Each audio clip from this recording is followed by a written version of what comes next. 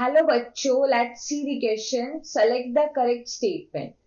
Option 1, Darwinian variations are small and directionless. Option 2, mutations are random and directional. Option 3, fitness is the end result of the ability to adapt and get selected by nature.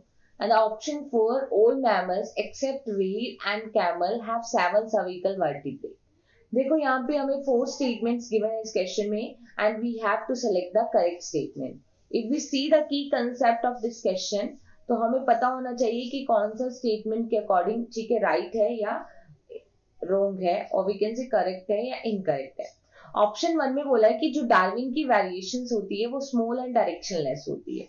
तो देखो, Darwin ने बताया था natural selection theory के बारे में, और Darwin ने क्या बोला था, डार्विनियन थ्योरी के अकॉर्डिंग या डार्विन की कंसेप्ट के अकॉर्डिंग अगर हम बात करें, तो डार्विन ने बोला कि जो लाइफ का ओरिजिन होगा वो ग्रेजुअली होगा, धीरे धीरे होगा, क्योंकि उसके अकॉर्डिंग जो चेंजेस आ रहे हैं that is not the random, they are directional.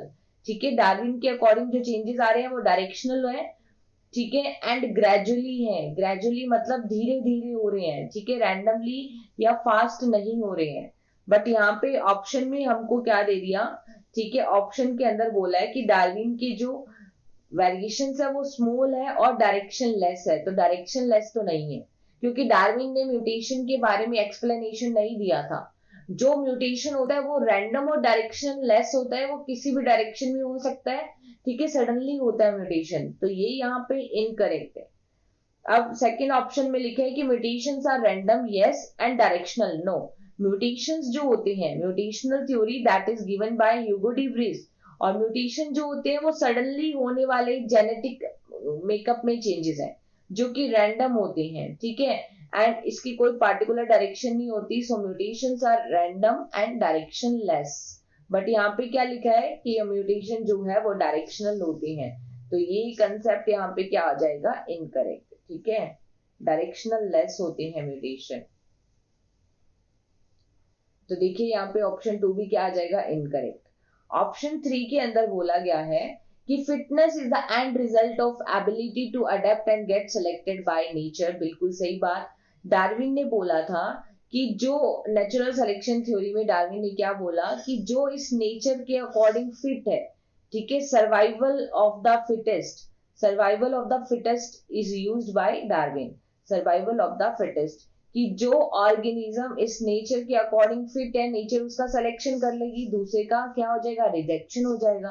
तो फिटनेस एक ऐसा रिजल्ट है जिसमें ऑर्गेनिज्म का सिलेक्शन होता है नेचर के द्वारा. ठीक है, जो फिट होगा वो सिलेक्ट हो जाएगा. तो यहाँ पे जो थर्ड है वो बिल्कुल सही है. ठीक है, फोर्थ में क्या लिखा है कि all mammal except whale and camel have 7 cervical vertebrae. तो देखो, लगभग सभी मैमल्स के अंदर क्या होती है, 7 सर्विकल वर्टिब्रेट्स होती है. Mammals have 7 cervical vertebra. ठीक है, 7 सर्विकल वर्टिब्रा प्रेजेंट होती है मैमल्स में. कोई मैमल की नेक कितनी लंबी है वो सर्विकल वर्टिब्रा का नंबर डिसाइड नहीं करती. व्हेल के अंदर भी 7 सर्विकल वर्टिब्रा होती है और कैमल के अंदर भी 7 सर्विकल वर्टिब्रा होती है. केवल कुछ ही एक्सेप्शन होते हैं जिनमें 7 सर्विकल वर्टिब्रे प्रेजेंट नहीं होती. जैसे कि बात करें मैनाटी, ठीक है, ये मैमल है, लेकिन इसके अंदर 6 सर्विकल वर्टिब्रा प्रेजेंट है. राइट, 6 सर्विकल वर्टिब्रा प्रेजेंट है.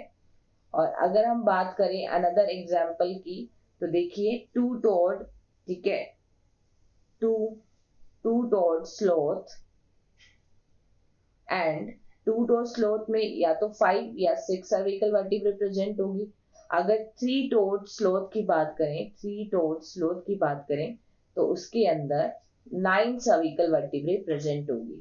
ठीक है, तो यहाँ पे हम देखते हैं. ठीक है, तो यहाँ पे फोर्थ जो ऑप्शन है वो भी इनकरेक्ट हो गया. तो हमारा जो यहाँ पे करेक्ट आंसर जाएगा that is only option 3. Okay, hope you understood this concept. Best of luck.